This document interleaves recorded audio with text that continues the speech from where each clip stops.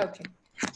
Hello, everyone, and a warm welcome to the Tech Talks by Entrepreneur APAC. And today we are talking to the Taiwan origin startup, artificial intelligence and AI-based digital transformation startup, iKala. And we have with us Sega Cheng, who's the CEO and co-founder at iKala.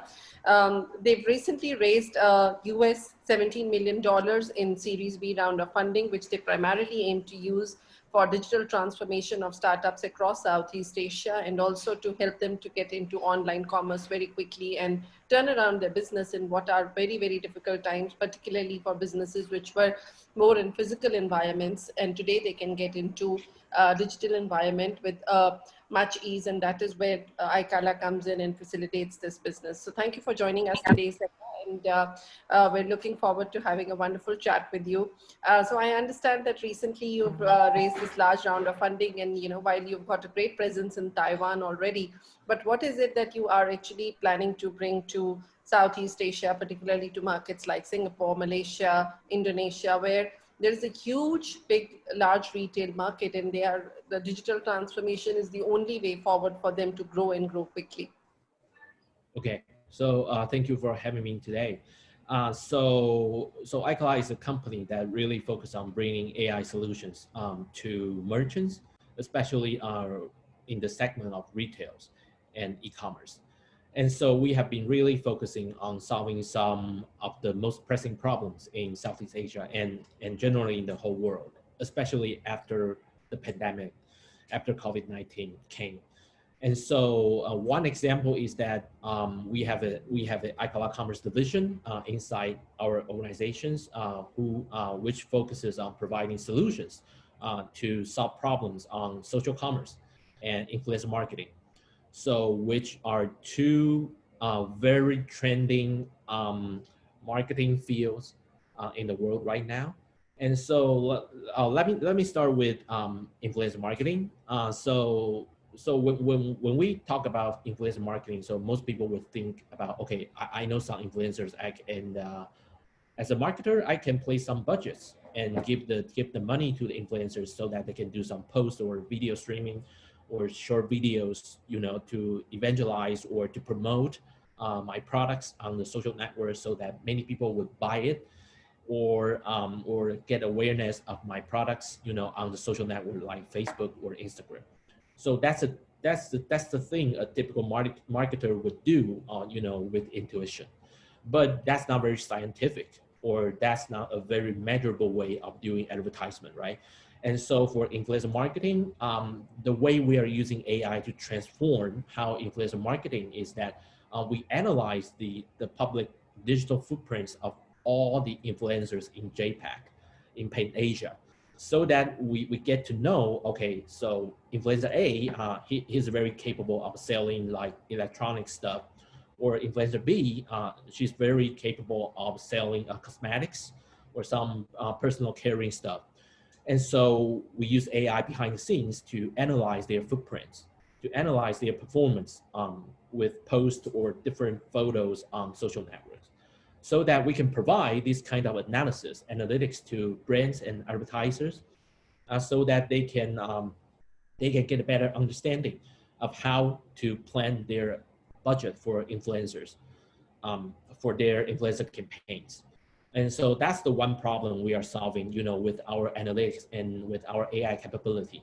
And we are actually partnership with Google, Facebook, and TikTok, Instagram, such big tech companies in the world to do data analysis. And of course, with strict data compliance and governance measures there. So that's an example of how we transform influencer marketing and make it useful, for brands and advertisers, because we are seeing a big trend happening in the world is that customer acquisition cost is growing like crazy. So people's attention are basically scattered around social networks and every kind of media. And so it's really hard to get a person to focus on the content, for like more than 15 seconds.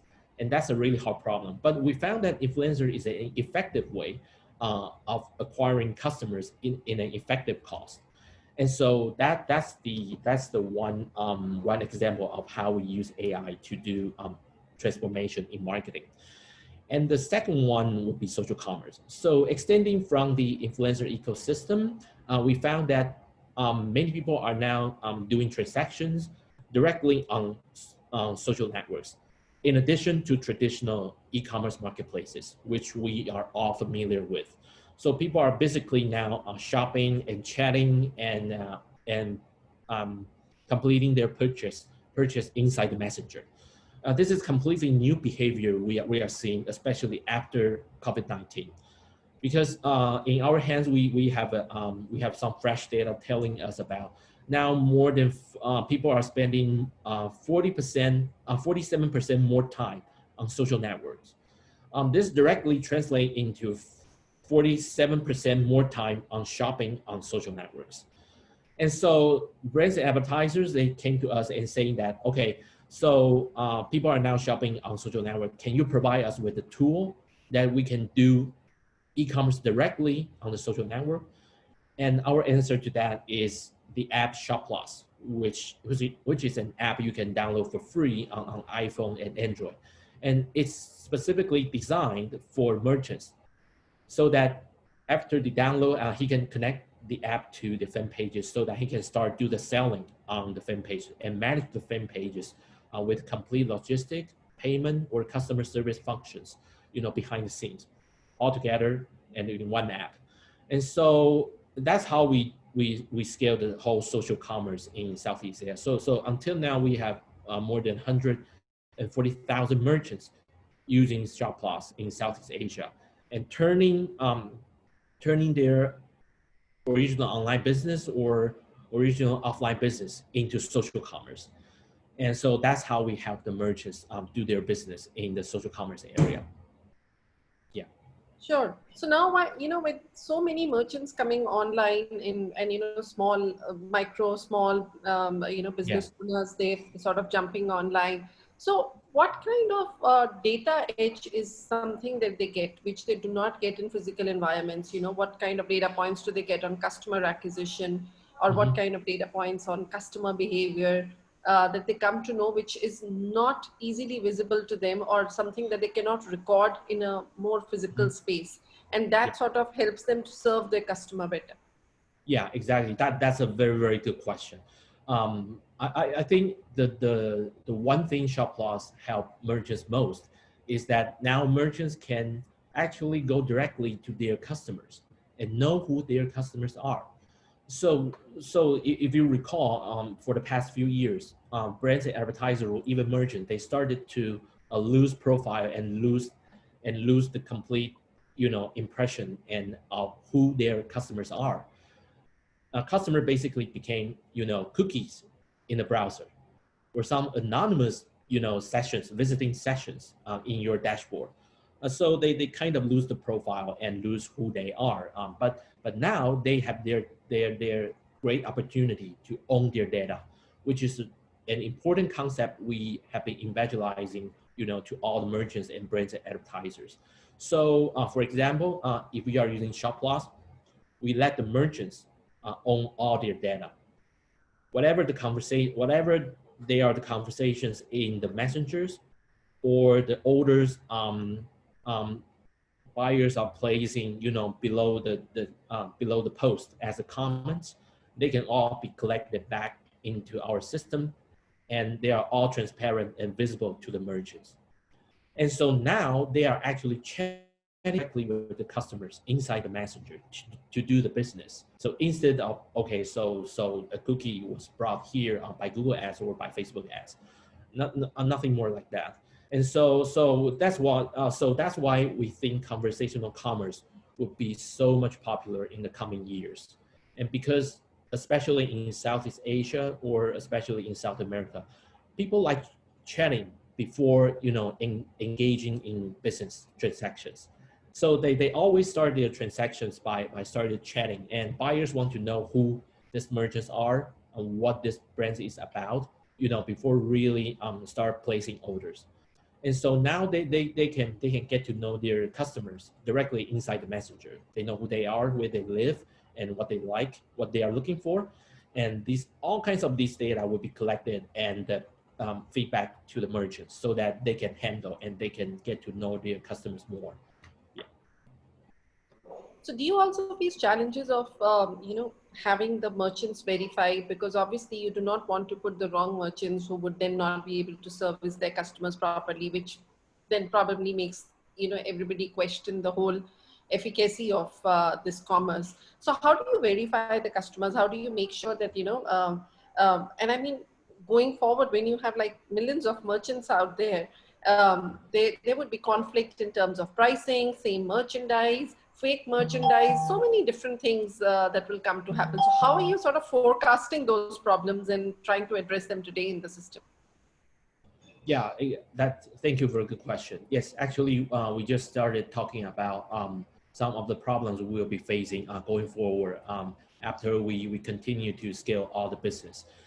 Yes, so we are actually chatting with some financial institutions about the identity and the legitimacy of selling stuff on social networks. So for example, in Taiwan and in Thailand, we partner with some of the most prominent banks, such as K-Bank in Thailand. And we started exchange KYC data, know your customer data with them to reduce the risk of like fake stuff or some like people might be selling some illegal weapons, on the social networks. And that's the thing we want to prevent in the future. And we have already started chatting with the banks about how we can prevent this from happening. And so that's an important strategy going forward, so that the goal of iKala providing things like shop loss is to become a trusted and reliable third-party data platform. And and that's the thing we are already doing now. Sure. And so now, of course, that you've from Taiwan, you've entered in Southeast Asia already. And what kind of early sort of indicators you've got that that it's a great market and there is good e-commerce happening over here? And then going forward, what other markets are you also looking to target? Yeah. So in fact, we are completely data driven. And so that's why we choose Southeast Asia as our beachhead market, because we have close partnership with Facebook. So when we talk about conversational commerce, well, the most important thing is, of course, conversations. And so one top level metrics we care about is how many conversations are happening in the world in each country, and what is the quality of these conversations on the social networks. And so based on these metrics, we can determine which countries we should focus on first. So for example, the reason we are choosing Vietnam and Thailand and Philippines as our beachhead markets in Southeast Asia is that, okay, the number of conversations are the biggest in the world in these three countries. So they rank like, these three countries rank like top 5 in the world in terms of the number of conversations happening on social network each day. And so from that, we also analyze the quality of all conversations to see if these conversations are actually leading to real business and real transactions. And that's how we decide which country we should go for it first.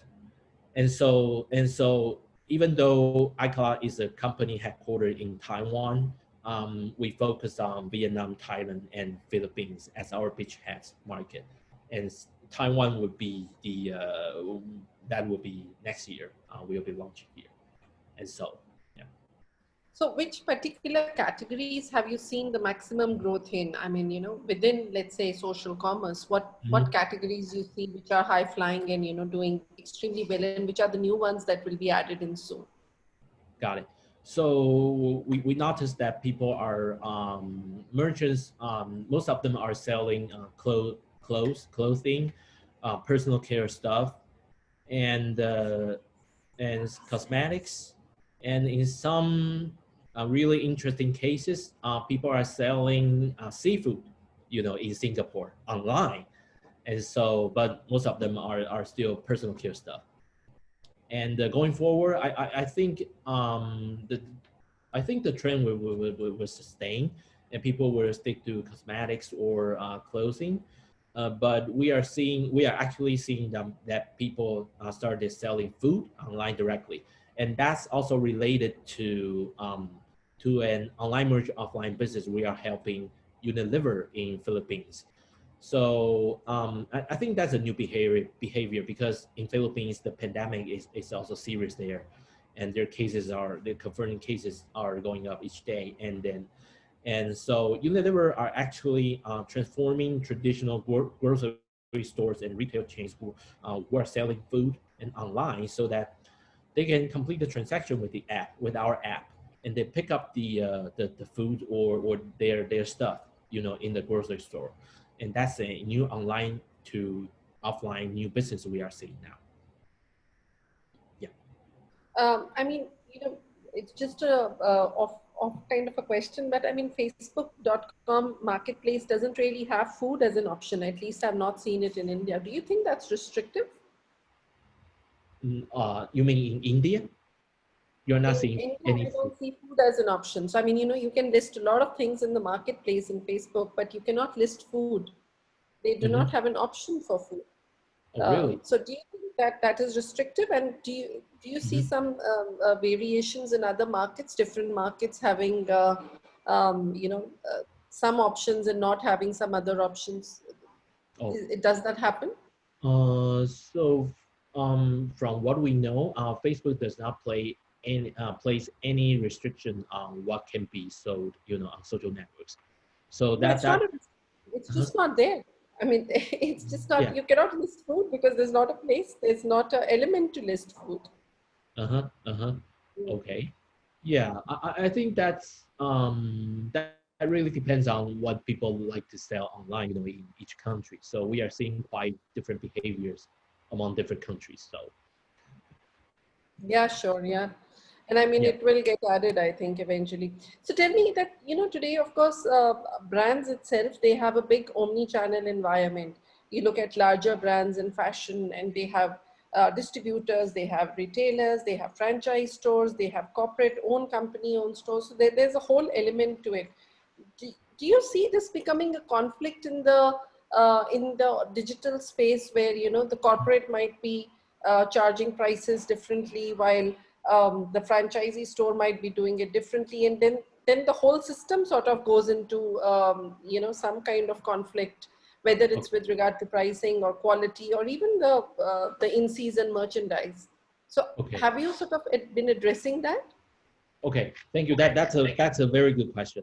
The thing we are seeing now is actually a bit more complicated than that. So for traditional, retail, who is already very well established in logistics or in payments or in their sales channels or franchise, sometimes the thing they worry about is that if I started doing this kind of business, social commerce on social networks, would that be a diminishment to my brand? Because I cannot control how merchants are selling my stuff or how influencers are performing, their performance are, on social networks. So brand diminishment is actually the first thing they worry about. And so from what we know, they actually treat social commerce as a new sales channel and complement what they already have, like physical stores, like brick and mortars, and or their own e-commerce website. They actually see it as a complement to the sales channel. But in terms of branding, that's the thing they mostly worry about. And so it's also our job and our responsibility to make sure that influencers are actually playing by the books. And so for influencer marketing service, we are also providing to the brands and the retail stores as a add-on service to help them acquire more customers from social networks. We actually do some quality control and content quality verifications along the way to help them do the campaign, whether they are selling seafood, whether the influencers are selling clothing or personal care. We do the product communication with the influencers beforehand and not just let them, okay, I give you a bunch of stuff, you can sell it at will, and you can sell at any price as you like. That's not the thing we will do. We will manage the influencer campaign very carefully combining with the social commerce to reduce their worry about their brand diminishment. Yeah. So that's the thing we do. And I mean, what is the role that influencers play, particularly nano influencers they play or micro influencers they play in, ensuring that there is much dialogue and passing off the passing on the product to the customer in the right way. So how do you work towards it? Okay, so we actually provide a total solution in terms of influencer campaign for brands and advertisers. And so starting from communicating with the brands about what kind of products that they want to promote on social networks and what kind of influencers they are looking for to do the campaign. We started with a strict data-driven methodology. So basically, we have a database of tens of thousands, if not millions, of influencers in our database, and to screen a list of influencers so that we can give the list to the advertisers, saying that, okay, hey, these are the influencers we think are suitable and are capable of promoting your products, and and you can shortlist them, like pick 40 or 30 of them and as a finalist, for promoting your products. And then we started communicating on the influencer side, saying that, hey, I got a brand now who wants to sell this cosmetics new stuff on social networks. Are you interested? If you are interested, we can start planning the creative and the contents and the short videos you will be doing on the social network. And so that's how we engage with brands and advertisers and influencers on both sides. So we're kind of bridge between them. So we are actually a matchmaker between brands and influencers. Yeah.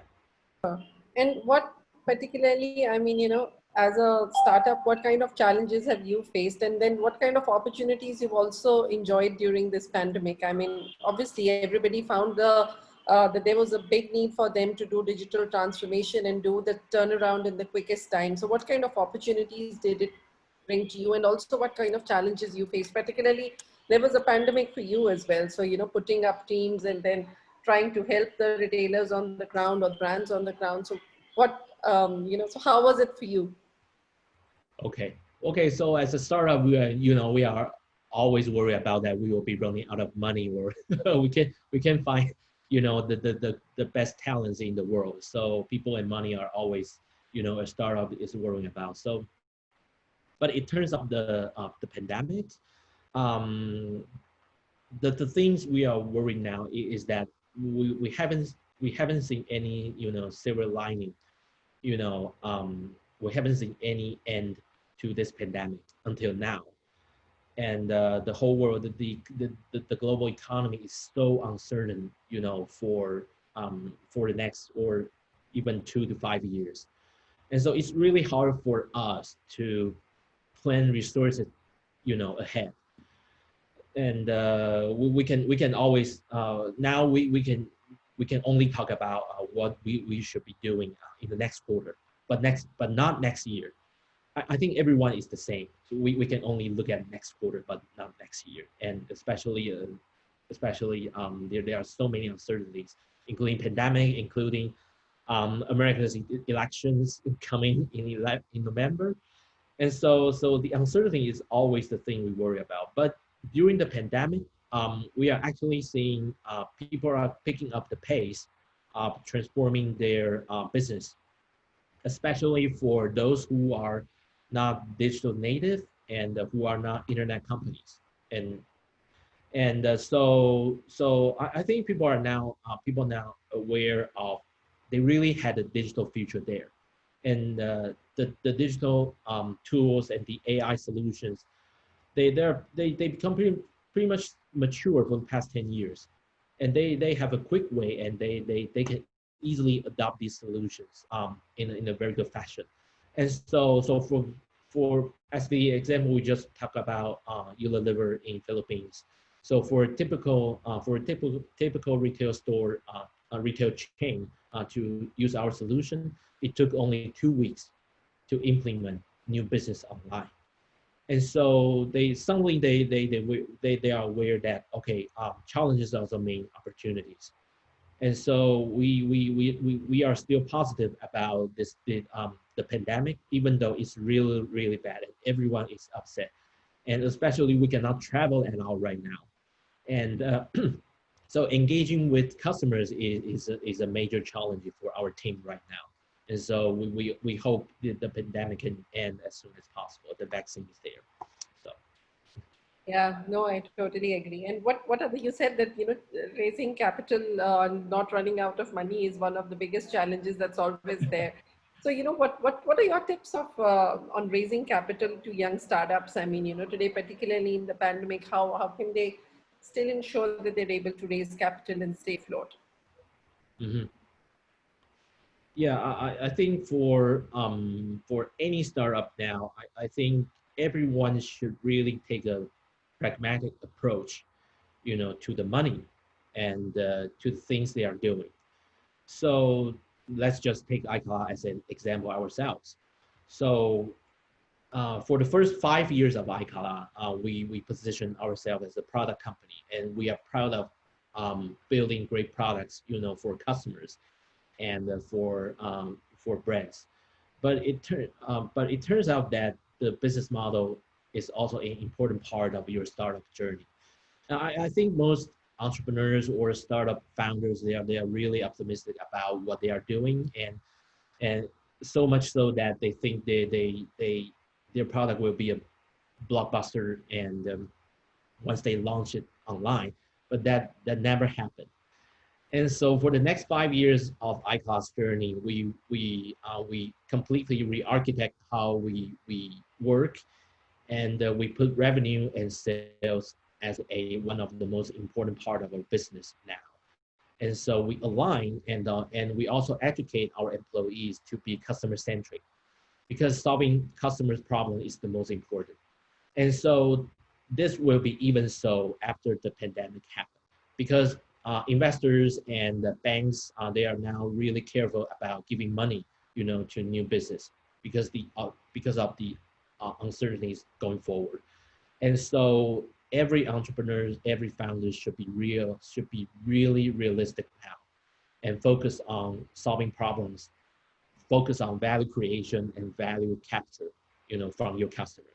And that's how you are gonna raise money successfully in the coming years. Yeah, that's my suggestion. Absolutely, yeah, bang on there.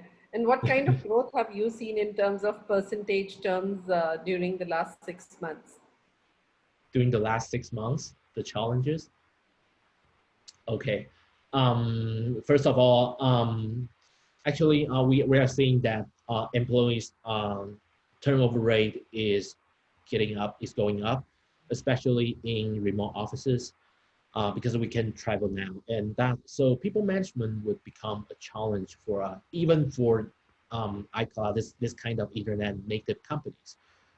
And we are so comfortable with working remotely, at home or in the coffee shop. But still, if you cannot travel, there are some key partnership or key engagement you cannot do with your customers, and that would be hard. That would be hard to, close mega deals, with big clients in other places. And so that's a major challenge we are seeing now. So I can say we are lucky, because we are still seeing our revenue is growing by averagely 40% year over year during the pandemic, and that's lucky for us. But we are still seeing challenges of business travel and people management, in this kind of unusual circumstance. Yep. Sure. Well, that brings us to the end of the Tech Talks for this episode. Thank you very much for talking to us, Sega. Some fantastic insights that you brought, both for the community, which is not a digital native and are trying to digitize themselves, as well as, for young startups who are today looking to grow their businesses. Pandemic is, of course, putting them back, but they need to sort of get on the front foot and see what they can do best. If you have some questions for Sega, please answer on our Facebook Live talk, and we'll try to get him to answer them for you. And next time, hopefully, we'll look to meet Sega really in person once the pandemic is really over and out. Thank you very much for Thank joining you us. for having me today too. Thank you Love so much. meeting with you. Yeah. Thank you.